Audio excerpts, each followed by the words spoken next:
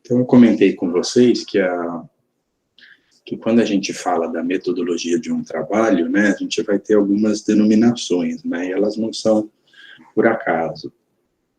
Só que algumas delas são mais usuais, são sugeridas, às vezes, ao autor quando ele vai submeter o trabalho, ou é sugerida na estrutura do projeto de pesquisa. Então, a gente tem metodologia, métodos, procedimentos metodológicos. Então,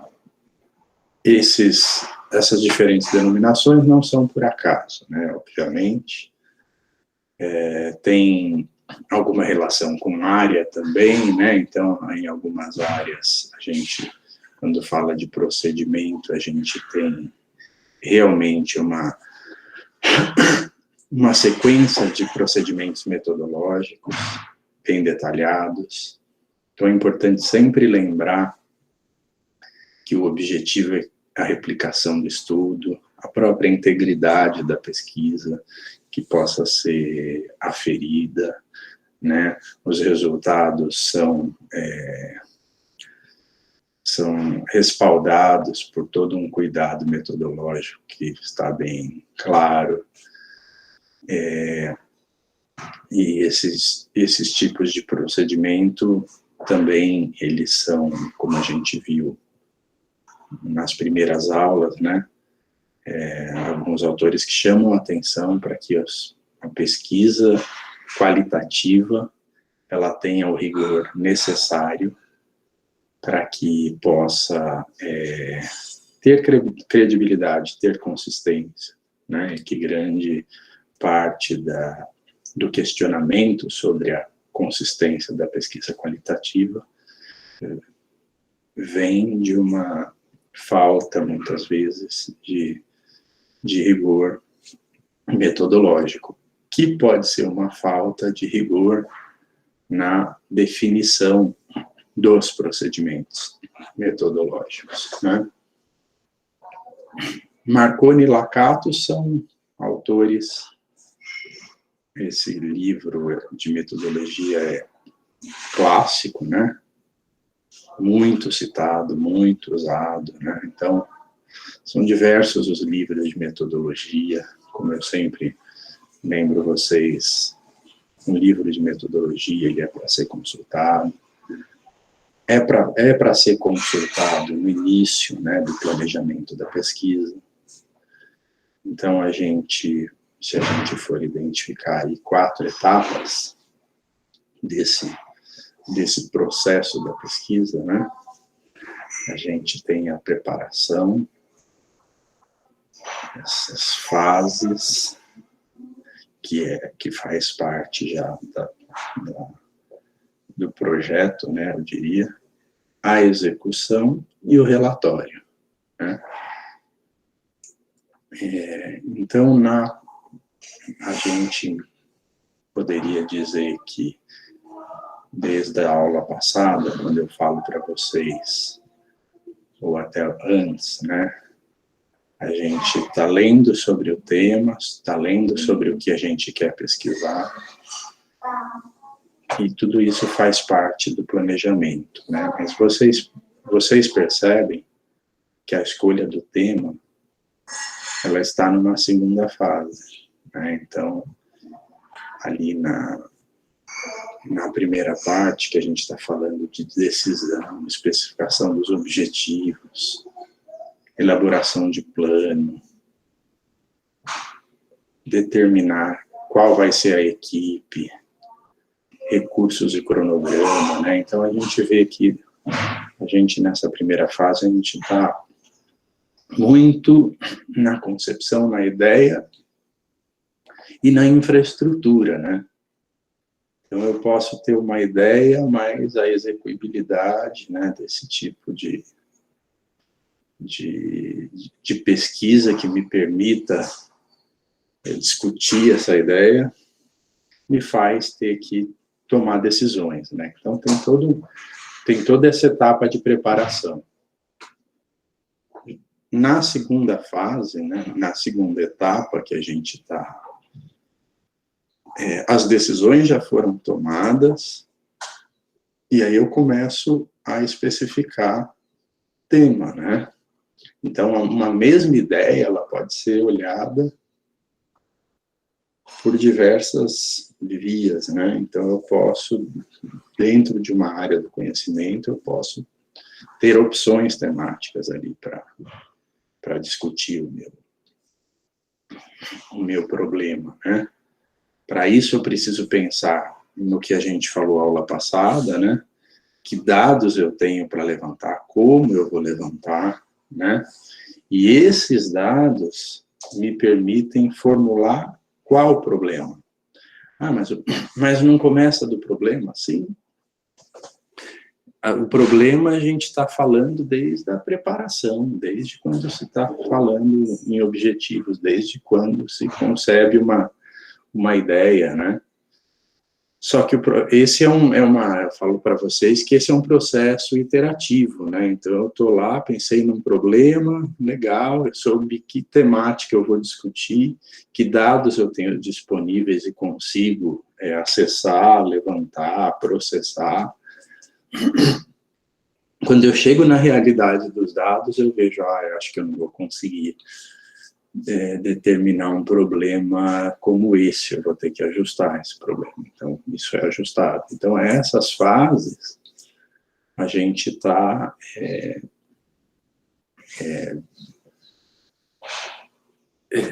operando cada um dos elementos, né? Então, define problema, formulei o problema, a partir daí eu começo a definir termos, levantar literatura. Eu já falei para vocês que o próprio acesso, a lida com a literatura faz com que o problema precise ser revisto também, né?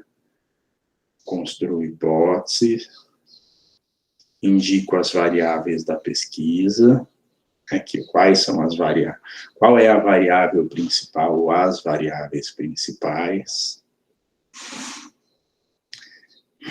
delimita-se a pesquisa, verifica-se a necessidade ou não de amostragem, seleciona-se métodos e técnicas. Para vocês verem que a gente está falando de método e técnica. Por último, né? Organização do instrumental, teste de instrumentos e procedimentos. Eu dei como exemplo na aula passada, mostrei um material que vai ver o quanto detalhe uma pesquisa de campo, uma pesquisa de survey exige, né?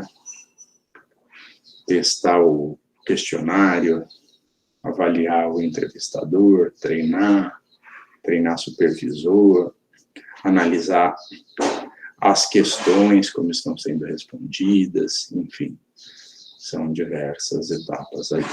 Obviamente, aqui a gente tem fases muito detalhadas, obviamente a gente tem algumas variações no peso que cada etapa, fase dessa tem em determinadas pesquisas, né?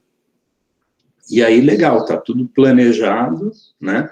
Eu tenho todos os elementos para um projeto na fase 2. Se a gente pensar, a disciplina TCC1 seria aqui essa segunda etapa, e a terceira etapa seria o segundo semestre do ano, TCC2, né? Que eu já tenho tudo definido no projeto, e aí eu parto para a coleta de dados, em julho mesmo, ou início de agosto,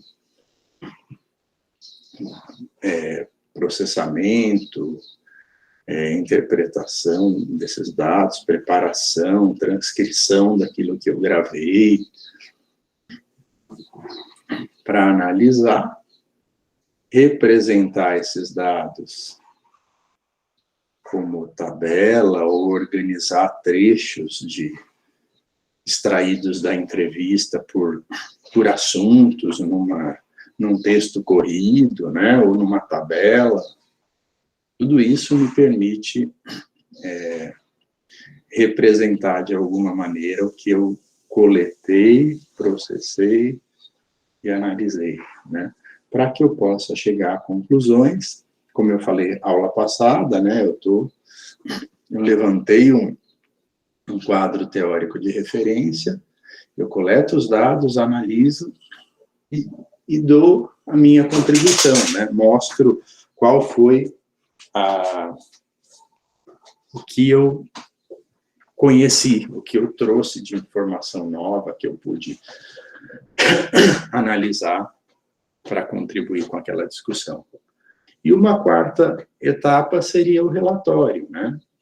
No relatório, o relatório ele vai ser, por exemplo, necessário numa iniciação científica, né? Então, se percorre esse caminho na iniciação científica, e o fim da iniciação científica também do pós-doutorado, né? O pós-doutorado não tem uma tese, né? Ele tem um relatório de pesquisa no final, assim como a iniciação científica, e assim como os projetos que a gente tem financiados, e no final a gente faz um relatório. Então, nesse relatório, a gente traz informação do percurso, né? De todo esse tratamento, né? Dá muito mais detalhe, descreve dificuldades, né? A gente explica por que determinados itens do cronograma não foram cumpridos, né? Num projeto de pesquisa, por exemplo, a gente tem relatórios parciais no meio do caminho, né? E aí o pesquisador tem que fazer o relatório, esse relatório é avaliado por um parecerista e a pesquisa segue, né? Sendo aprovada, a pesquisa segue. Então, todo esse processo é descrito, e conclusões também, né? Pode-se deixar mais claro quais foram as contribuições, de como se deram as contribuições, como se deram as publicações, publicações formais, né? Em revistas, palestras, participação em evento, divulgação por mídias sociais, por exemplo, ou seja, o relatório vai buscar contar sobre o interior, né, tudo que aconteceu no processo e como se deu a divulgação. Então, nesse processo, o Gil, ele vai listar aí como método, como pesquisas mais comuns, esses 3 métodos, né? Então, o primeiro deles seria a pesquisa exploratória. Já mencionei esse termo diversas vezes durante a disciplina, né? Ou seja, o pesquisador é aquele que quer conhecer, quer ter familiaridade com o problema, e só talvez numa outra etapa, ou no fim dessa pesquisa, que ele vai ser capaz de propor hipóteses, né? Formular uma hipótese. Então, tem como objetivo principal o aprimoramento de ideias ou a descoberta de intuições. Conhecer, propor, né? Então, como vocês podem ver, uma pesquisa exploratória, para quem vai fazer pesquisa continuamente, a pesquisa exploratória, ela aponta para uma outra pesquisa, né? Ela busca munir o pesquisador de ideias, de problemas, né? Já as pesquisas descritivas têm como objetivo primordial a descrição de características de determinada população ou fenômeno, ou então o estabelecimento de relações entre variáveis. Quando a gente fala estabelecimento de relações, não quer dizer que são variáveis que não tinham, né, relações, né? Estabelecer relações é descrever relações que eu já fui capaz de intuir, né? De imaginar que existe, por causa daquilo que eu já li na literatura, por causa da experiência que eu tenho naquele ambiente, né? Então, a gente quer descrever algo, ou fenômeno, que é relacionado a uma realidade, né? E as pesquisas explicativas vão procurar identificar fatores, ou seja, por que aquele fenômeno ocorre, né? Ou aquele fenômeno é influenciado por algum fator. Esse é o tipo de pesquisa que mais aprofunda o conhecimento da realidade, porque explica a razão, o porquê das coisas. Então, um exemplo que eu citei ao longo desse semestre, de uma pesquisa recente minha, foi: nem todos os artigos científicos têm um DOI atribuído, nem todas as revistas atualmente atribuem DOI, né? Então, e crescentemente o DOI vem sendo usado para determinar quais artigos vão ser considerados numa análise ampla, numa análise quantitativa, bibliométrica, né? Então, se nem todos têm, já temos um problema. Aí a gente tem outra questão, as referências bibliográficas, né? Para análise de citação, vem também se baseando no DOI. E a gente percebe da prática, da nossa prática, que às vezes a gente não põe o DOI, não é porque não tinha, né? Mas a gente não põe porque a gente não acrescentou, porque é um item opcional na referência bibliográfica, né? Então, por exemplo, será que o brasileiro, essa era uma pergunta, será que o brasileiro, quando tem um coautor estrangeiro, tende a ter mais DOI nas referências que cita? Então, essa foi uma pergunta. E a gente pôde perceber que nas ciências sociais humanas isso faz toda a diferença, né? Então, a gente tinha a intenção de explicar algumas questões, conclusões em cima dessas explicações. Olha, as ciências sociais e humanas, nessas mudanças tecnológicas, elas não estão na frente, elas estão mais atrás, assim como elas estão com parte da sua produção nos livros.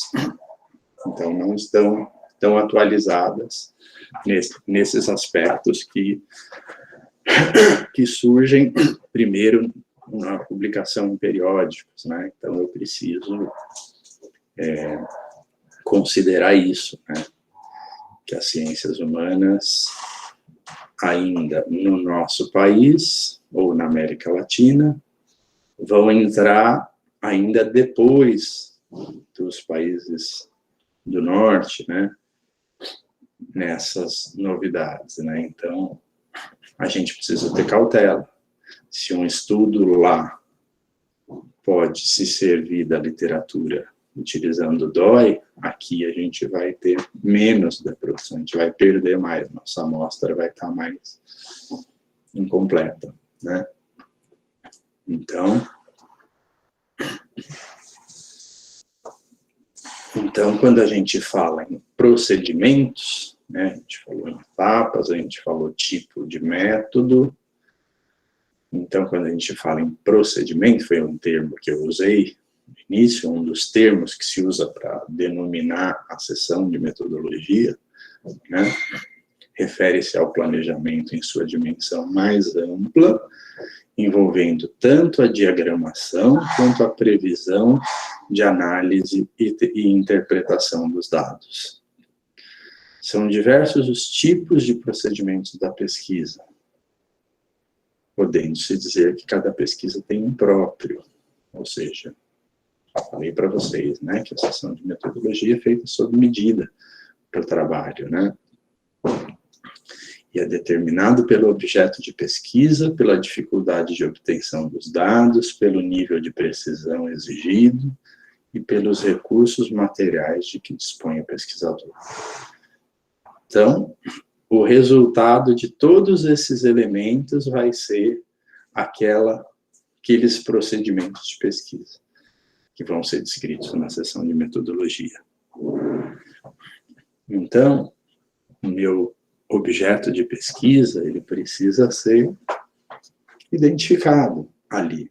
Não necessariamente com esse nome, né?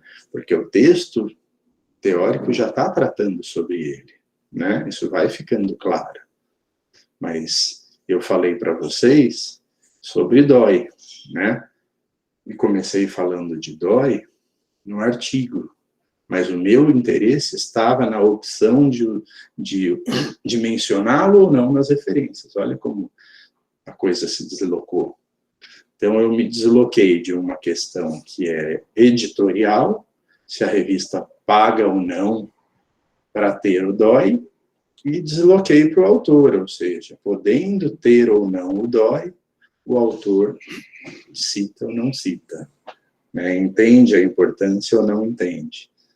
Ou seja, então, isso vai ficando claro desde o meu texto teórico, e na metodologia eu deixo claro, né?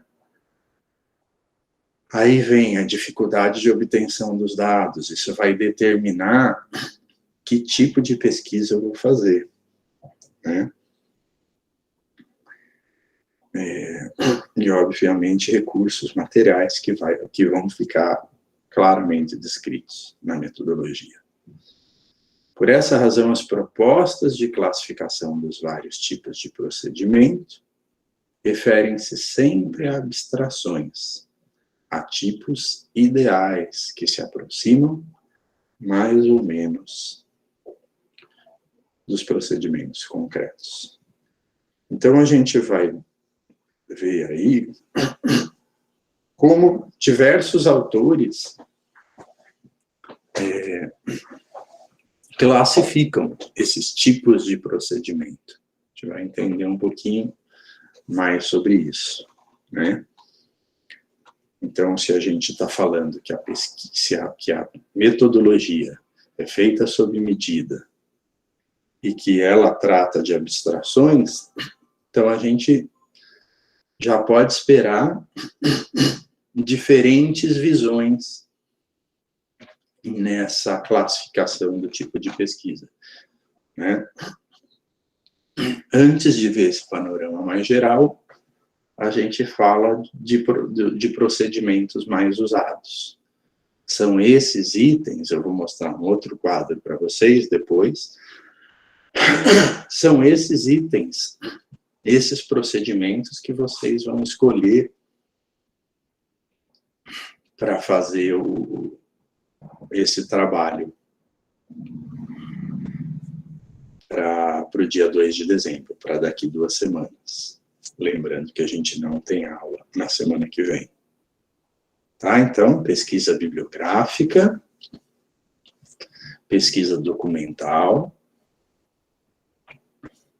Então, vocês veem que pesquisa documental é um material que eu acesso, ele não recebeu um tratamento. Se ele não recebeu um tratamento, eu que vou tratar e vou deixar isso claro, por que eu tratei daquela maneira, de acordo com os meus objetivos, né? A pesquisa experimental, que ele cita como o melhor exemplo de pesquisa científica, ou seja, eu penso no objeto, o que eu vou analisar, que variáveis vão ser analisadas desse objeto, o que vai influenciar essas variáveis externamente, como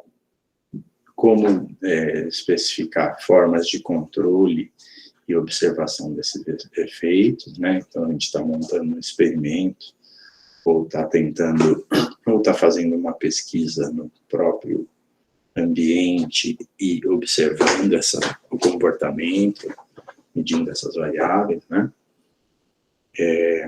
Pesquisa ex post facto, né? Ou seja, é uma pesquisa experimental, vai também olhar para essas relações entre variáveis, né? Mas está olhando para algo que já ocorreu, né?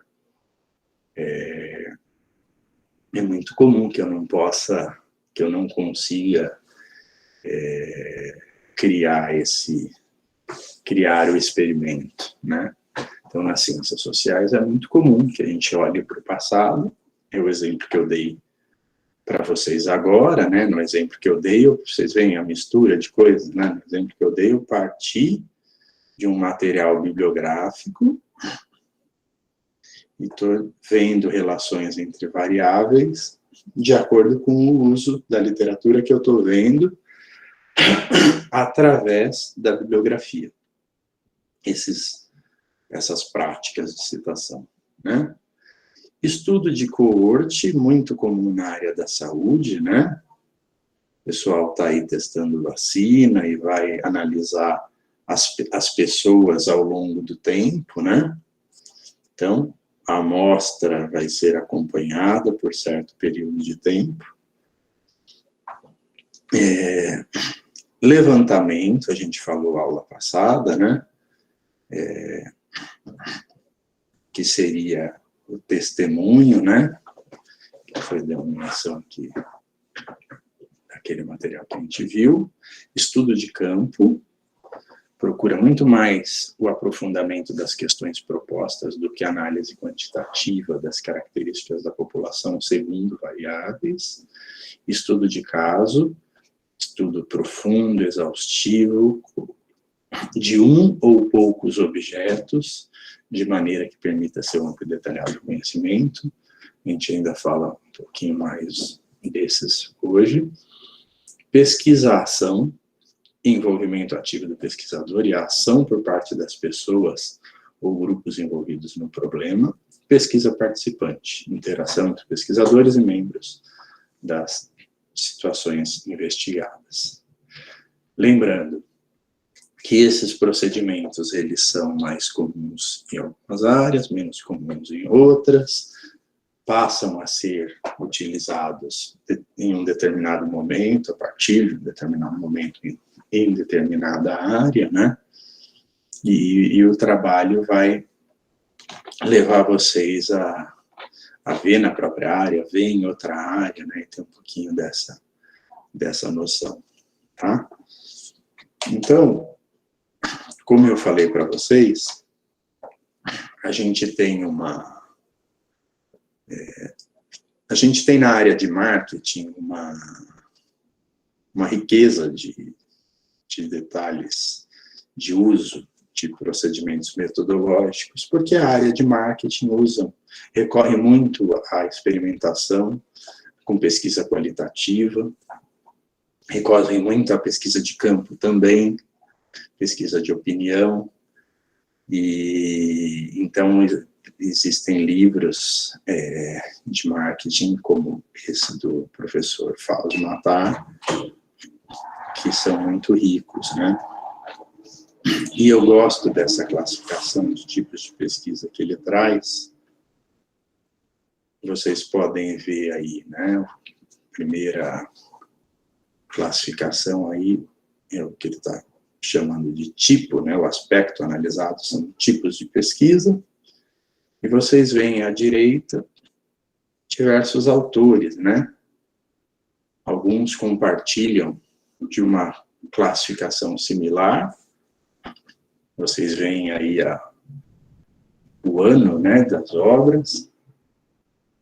Então, a gente viu agora pouco o que seria a pesquisa exploratória, descritiva. A gente viu que alguns procedimentos buscam analisar relações entre variáveis, né? Então, vocês veem que esses autores vão chamar de pesquisa causal. Essa pesquisa que vai tentar descobrir a causa de algo ocorrer. Eu falei de fenômenos que influenciam, né, aquela variável que eu estou observando em determinado objeto de estudo, né? Outros autores vão separar entre exploratórias e conclusivas. As conclusivas vão abranger as descritivas e causais, né? Aqui a gente já tem obras mais recentes, né? Então, vocês veem que tem aí um desenvolvimento ao longo do tempo, né? A mesma coisa aqui na terceira linha da tabela, com o acréscimo dessa pesquisa de performance e monitoração específico desses autores, né? A mesma coisa na quarta linha, exploratórias e conclusivas, acrescentando estudos estatísticos, casos, estudos experimentais. A gente vai ter essa classificação como método histórico também, abordagem inferencial, experimental, uma classificação que eu falo desde o início da disciplina, que é a separação entre qualitativo e quantitativo. A gente acabou de falar sobre o ex post facto, em contraposição ao experimental. Então, pensar que eu monto o experimento em um, o outro eu olho para o passado e meio que visualizo os aspectos que eu montaria num ambiente controlado, né? Levantamentos amostrais, entra um pouquinho no que a gente falou na aula passada, né? Notem que aqui são classificações dos diferentes autores. Não quer dizer que quando eu estou falando de pesquisa exploratória, causal, eu não esteja embutido aí se a pesquisa é amostral ou não. Ou seja, o que está mudando aqui é o aspecto que está sendo olhado pelo autor para classificar o tipo de pesquisa. Vocês vão ver que a gente meio que olha todos esses aspectos, né? A gente procura identificar todos esses aspectos, ou vários deles, né? Então, levantamentos amostrais, estudo de campo, experimentos de campo, experimentos em laboratório, exploratório, descritivo e experimental. Então, agora, ele começa a especificar um pouquinho mais, né? Então, dentro dos tipos, ou entre os tipos de pesquisa, qual seria a natureza das abordagens utilizadas para classificar? Ou seja, em que o autor se baseou para classificar, né? Então, por exemplo, natureza das variáveis estudadas. Por exemplo, qualitativo, quantitativo, né? Natureza do relacionamento entre as variáveis estudadas. É uma relação de causa e efeito? Dá para determinar isso? Então, seria uma pesquisa causal, né? Por exemplo. Objetivo e grau em que o problema de pesquisa está cristalizado. Se o problema está longe de ser cristalizado, pouco se sabe sobre o problema, a pesquisa tende a ser exploratória, né? Forma utilizada para a coleta de dados primários. Eu estou pegando lá pesquisa documental, por exemplo, ou estou coletando pesquisa de campo, estudo de caso, né? Outro aspecto que os autores olham para classificar, escopo de pesquisa em termos de amplitude e profundidade. A gente viu que o estudo de caso vai ser o mais profundo, a gente vai deixar isso mais claro ainda, né? Dimensão no tempo, a questão do estudo de coorte, né? Que eu vou acompanhando a minha amostra ao longo do tempo. Sigo analisando. Possibilidade de controle sobre as variáveis em estudo. Total controle. Pesquisa experimental. E o ambiente de pesquisa, que tem a ver também, se é uma pesquisa de campo, se é uma pesquisa experimental, enfim.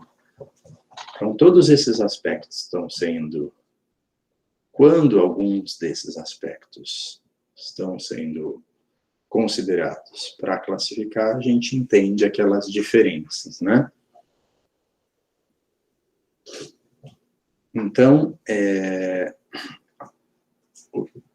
partindo daquela...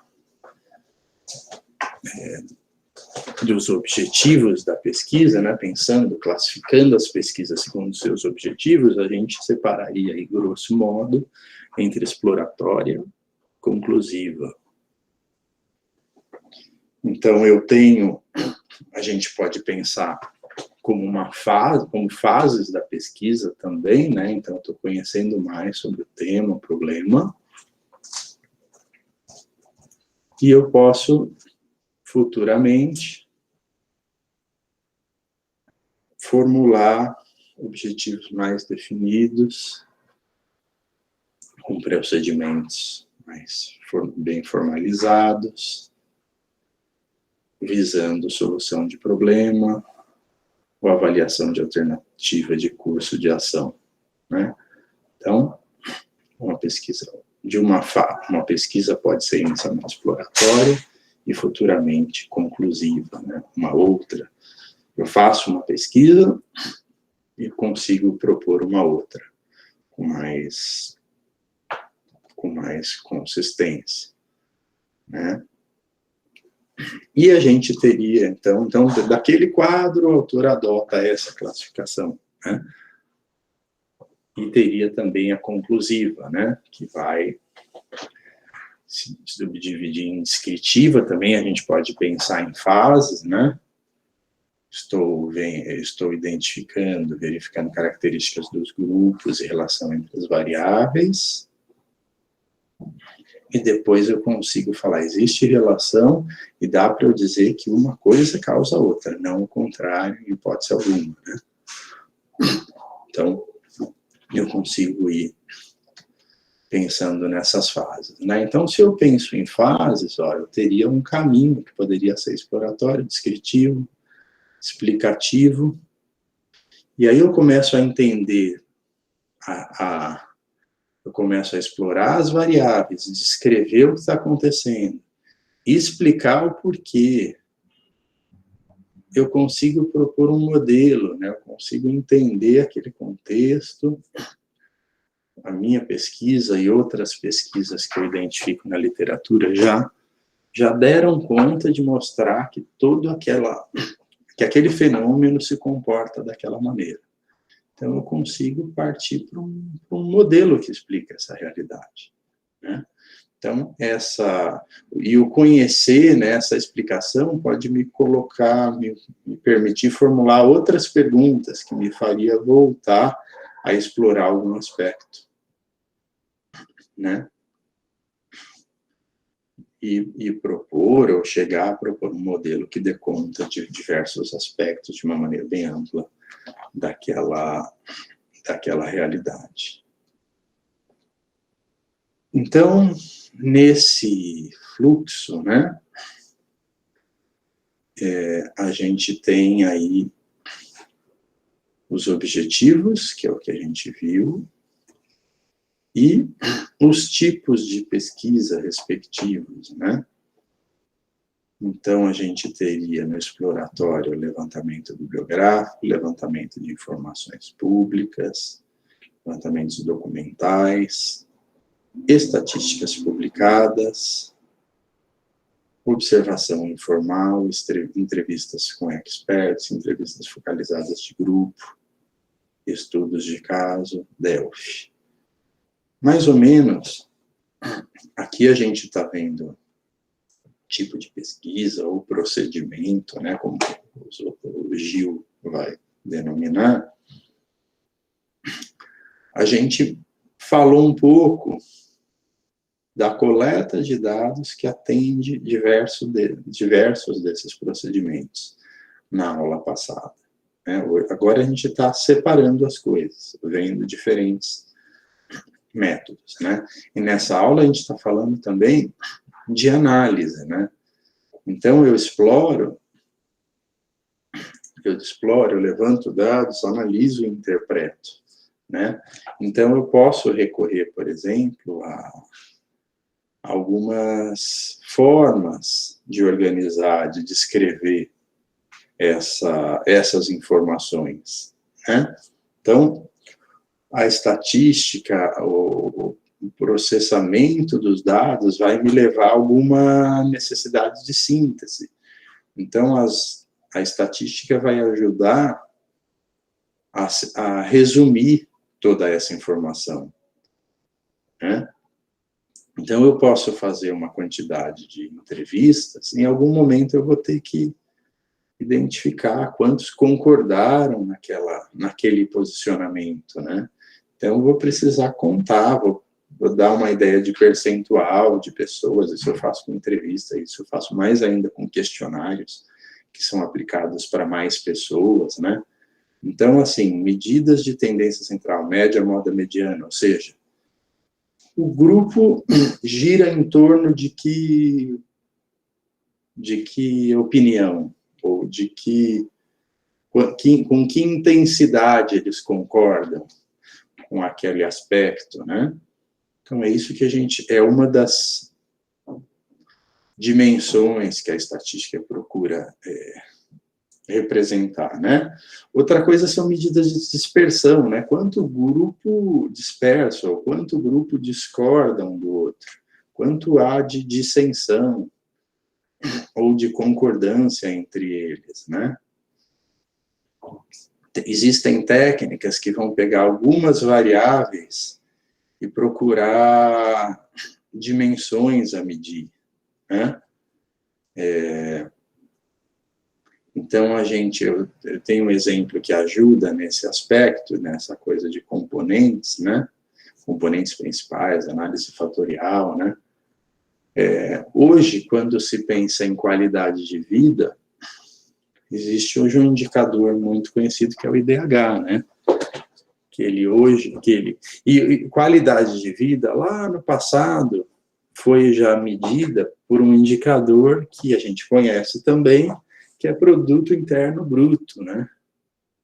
Então, o que aconteceu nesse processo, né? Por que parou de olhar só para riqueza e passou a olhar para educação, longevidade, saúde, né? Porque esses elementos, esses fatores são representativos de qualidade de vida da sociedade. Então, por que longevidade é medido dessa maneira? Porque como que mede educação, né?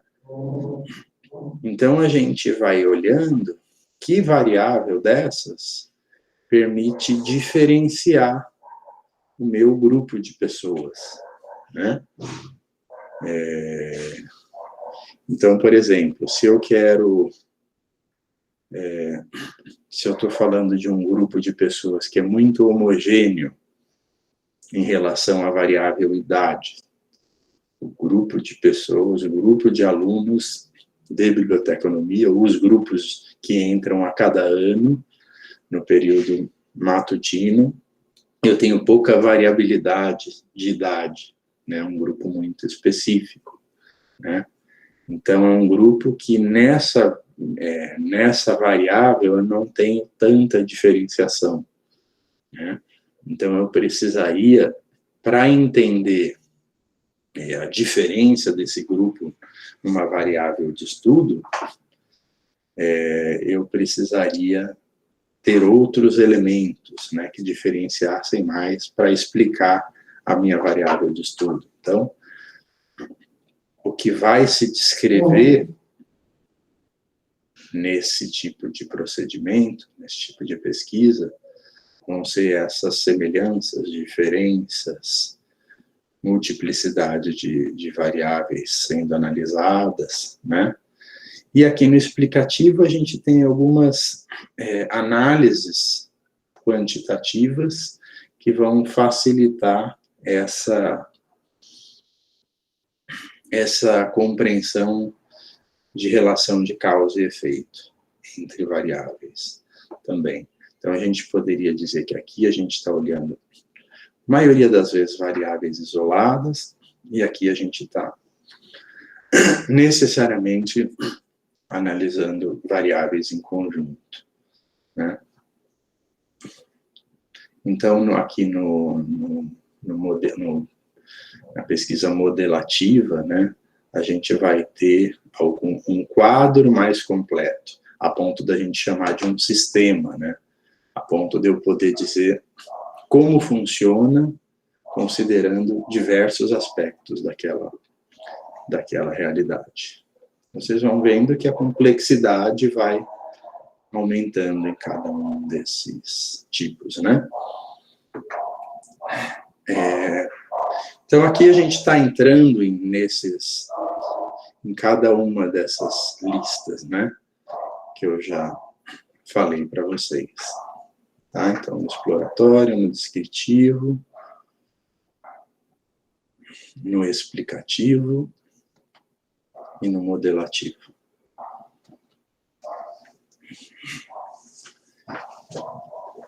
Então, a gente poderia, dentre as fontes secundárias, especificar aqui levantamento bibliográfico, documental, estatística, levantamento de pesquisa realizada.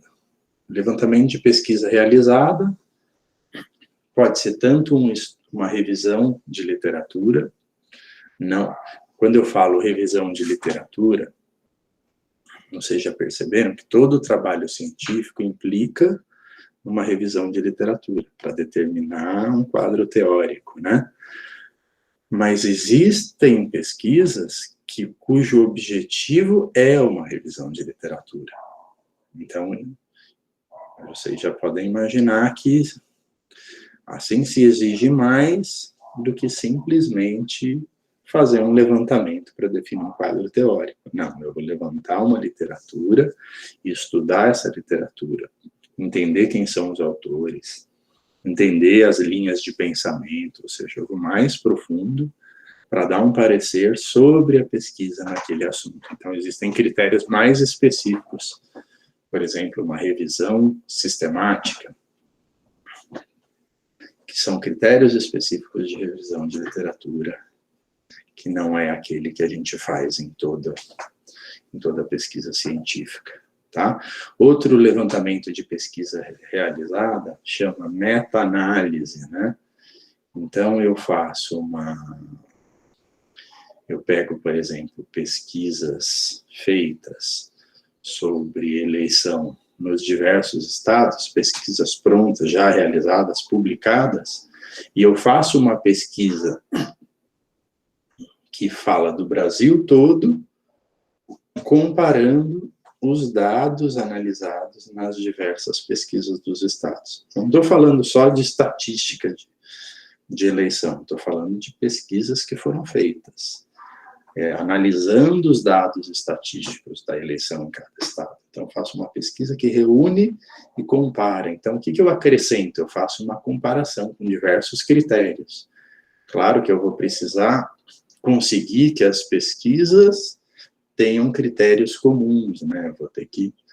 A solidez dos meus resultados vai depender do quanto que eu consigo garantir critérios comuns e comparáveis entre as pesquisas feitas. Tá? Então, em vez de eu levantar os dados do país, eu recorro a dados de estados de pesquisas já feitas.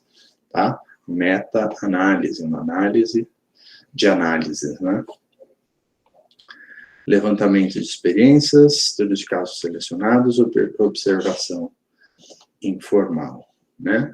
Então, estudo de caso, né? Estudo de caso é importante para estimular a compreensão e sugerir hipóteses e ou questões para a pesquisa. Então, eu tenho, num estudo de caso, eu consigo fazer uma pesquisa muito mais detalhada, né, para entender um problema em estudo, né.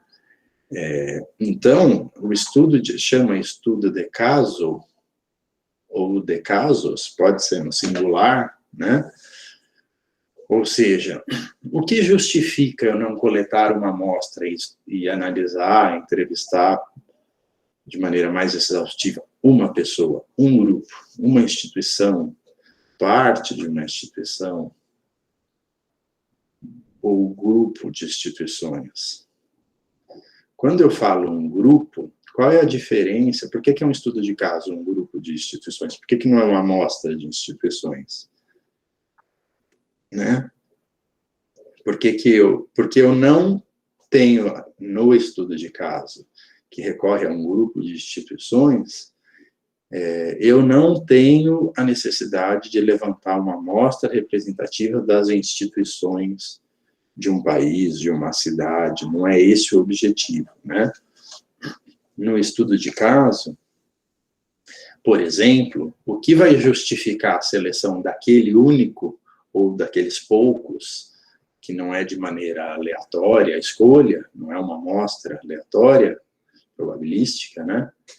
Por exemplo, casos que reflitam comportamentos ou desempenhos extremados, né? Então, eu tenho uma situação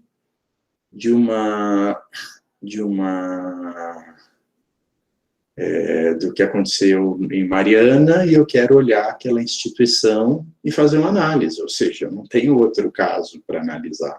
Isso se justifica.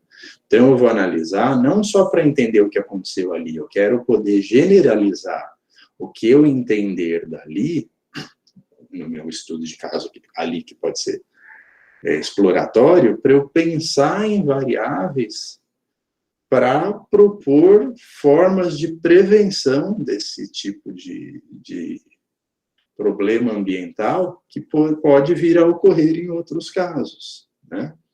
Futuramente, né? Ou eu tenho um fenômeno que aconteceu, eu tenho uma Petrobras que passou num momento político, num momento extremado, num momento de hiperinflação, e quero entender as mudanças, e isso aconteceu com essa empresa em específico. Então, eu justifico o porquê só dessa, né? Casos, aí eu poderia analisar, por exemplo, a cidade de Mariana, né? Ou exposição a determinados fatores ou condições. Olha aí, né? Então, o caso ele vai ser justificado, não é porque eu não tenho dinheiro para coletar mais casos, e aí eu vou chamar de estudo de caso. Não é porque eu não tenho acesso, não, eu preciso justificar o porquê de um caso, porque ele tem uma especificidade, né? Então, nas pesquisas descritivas, né, a gente estava falando das exploratórias, nas pesquisas descritivas, a gente vai ter levantamento de campo, estudo de campo, né? Se a gente for comparar estudo de caso, estudo de campo e levantamento de campo seria a pesquisa de campo, né? O survey, né? Seria uma das traduções para survey, né? Então, no estudo de caso, eu estou indo muito a fundo. E poucos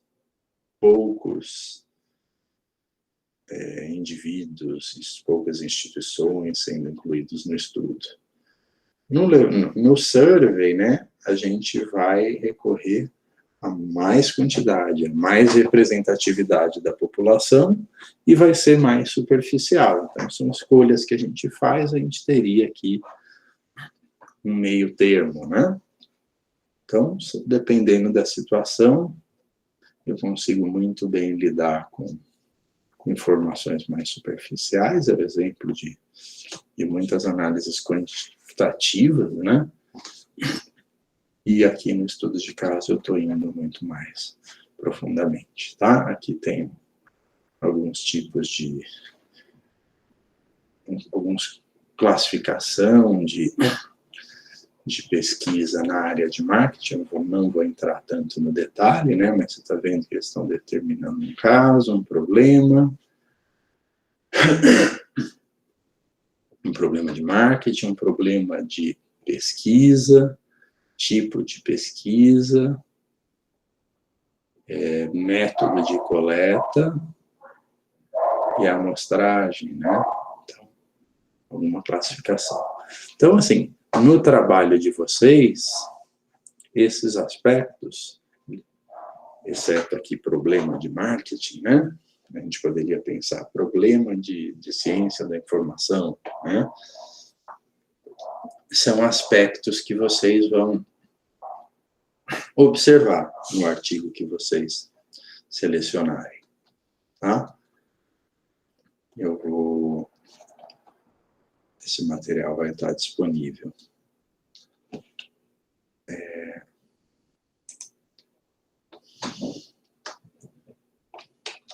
Então, gente,